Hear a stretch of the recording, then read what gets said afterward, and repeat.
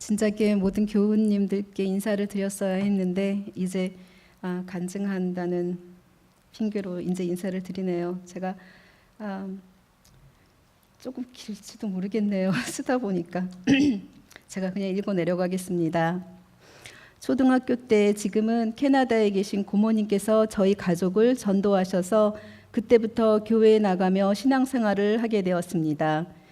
살아오면서 순간순간 어려운 일도 많았지만 살아계신 하나님께서 내 삶에 깊이 간섭하시고 가장 좋은 것으로 인도해 주시는 것을 느낄 수가 있었습니다. 특별히 감사한 것은 하나님을 잘 믿는 남편을 만나서 결혼 후에도 신앙생활을 하는데 별 문제 없이 그저 감사한 마음으로 평안함과 안일함 속에서 신앙생활을 하고 있었습니다. 결혼 후에 2번 유산한 후에 8년 동안 아이가 생기지 않아서 온 교우님들과 기도하던 중에 저를 위해서 기도해 주시던 장 권사님으로부터 꿈을 꾸셨다면서 목사님 가운을 입은 사내 아이가 내 품에 안겨 있는 모습을 꿈에 보여주셨다면서 기다리라고 하셨어요. 8년 동안 기다렸기 때문에 처음에는 믿지 못했지만 그리고 한 달 후에 저는 임신을 하게 되었습니다. 건강에는 문제가 없었지만 프로그날이라는 주사를 맞고 임신이 된 후에 10달 동안 배에다가 아침 저녁으로 주사를 맞아가며 견뎌야 하는 일도 있었습니다. 둘째 아들도 같은 방법으로 임신을 했고 건강히 낳을 수 있었습니다. 지금까지는 너희가 내 이름으로 아무것도 구하지 아니하였으나 구하라 그리하면 받으리니 너희 기쁨이 충만하리라.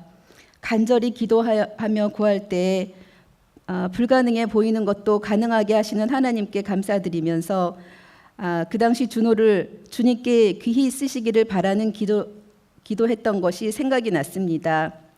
아이들이 건강하게 잘 자라가며 특히 준호는 중학교에 올라가면서부터 교회 생활을 좋아하고 교회 봉사하기를 즐겨하는 모습이었어요. 교회 청소하는 일, 어린아이들 돌보며 가르치는 일, 하루는 억수같이 쏟아지는 빗 속에서 교회 친구들과 전도하러 간다는 준호를 보며 저는 저의 청년 때 신앙생활을 하던 때의 모습이 생각이 났습니다. 벌써 2년이 다 되었네요. 준호가 뇌암이라는 판정을 받은 그날 제 평생에 가장 아픈 날이었어요. 정말 믿기지 않았습니다. 아프기 한 달 전쯤이었을 거예요. 저와 둘이 준호와 밥을 먹다가 준호가 제게 말했습니다. 엄마, 죽음 이후에는 아픔도 슬픔도 없는 천국에 주님과 함께 행복하게 살 수 있겠죠.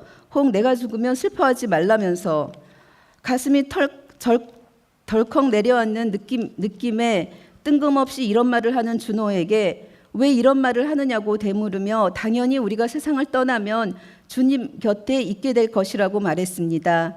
이제 생각해보니 아마도 그때부터 몸이 아팠던 것을 느끼고 있었나 하는 생각이 듭니다. 수술과 항암 치료, 방사선 치료하는 과정이 너무나도 힘들고 어려운 일이었습니다. 지켜보는 내내 내가 할 수 있는 것은 기도밖에 없었습니다. 너희 염려를 주께 맡기라. 이는 그가 너희를 돌보심이라. 내가 할 수 있는 것은 주님께 모든 것을 맡기는 것뿐이었습니다. 하나님께서 기도의 동역자들을 통하여 기도해 주심으로 회복하게 해주시고 또 잘 견디고 이겨나가게 해주신다는 것을 너무나도 많이 느낄 수 있었습니다. 치료받는 과정에도 준호는 주일이면 교회에 가서 예배드리기를 원했고 주중에도 자전거를 타고 교회에 달려가 있었습니다. 항암 치료 중에는 면역력이 없어서 사람들이 많이 모이는 곳에 가지 말라는 의사의 말에 말려도 보았지만 소용이 없었습니다. 이렇게 힘든 과정을 다 보내는 동안 주님은 한순간도 저를 떠나지 않으시고 함께 하신다는 것을 알 수 있었습니다. 한 번은 시카고에서 준호 항암 치료를 받는 중에 남편으로부터 전화를 받았습니다. 건우가 치과에 갔는데 엑스레이상에 뼈암일 수도 있다는 소리였습니다. 스페셜리스트에 가야 한다며 전화를 끊고는 한참 동안 정신을 잃은 것 같았습니다. 하루 뒤에 의사의 오진이라는 것을 알게 되었습니다. 하지만 그때부터 저에게 찾아온 것은 불안과 두려움, 내 의지와 상관없이 뛰는 심장, 감당이 되질 않았습니다. 고린도전서 10장 13절에 사람이 감당할 시험 밖에는 너희가 당한 것이 없나니 오직 하나님은 미쁘사 너희가 감당하지 못할 시험 당함을 허락하지 아니하시고 시험 당할 즈음에 또한 피할 길을 내사 너희로 능히 감당하게 하시느니라. 하나님의 말씀을 의지하고 하루하루 버텨갔지만 나의 마음과 몸은 점점 나빠져만 가고 또한 독한 우울증 약도 복용해야 했습니다.